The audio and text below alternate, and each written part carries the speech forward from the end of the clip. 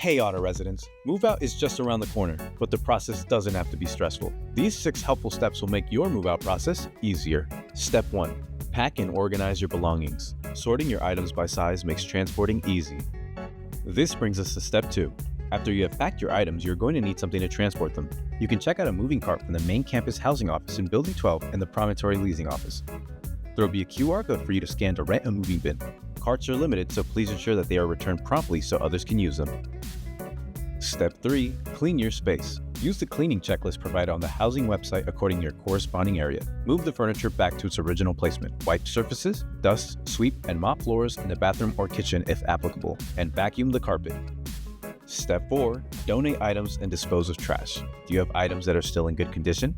Consider donating them to Otter Care in Building 12 or the donation boxes in the residence halls.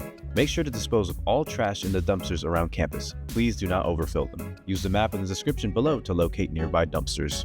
Step 5. Review damage billing.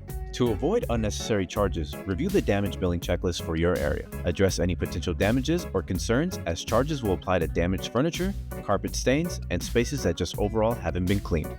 Step 6. Return your keys. Pick up the white checkout envelopes from the main campus housing office, the Promontory Leasing office, or the East Campus housing office located at 2801 Saratoga Court.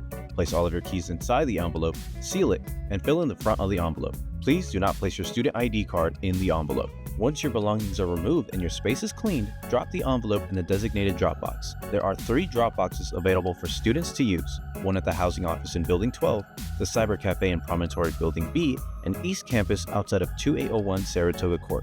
Be aware that failing to return keys will result in rekey fees plus improper checkout fees. Moving out can be a lot, but following these steps will make the process smooth and easy for you. Thank you for living with us this year. We'll see you in the fall.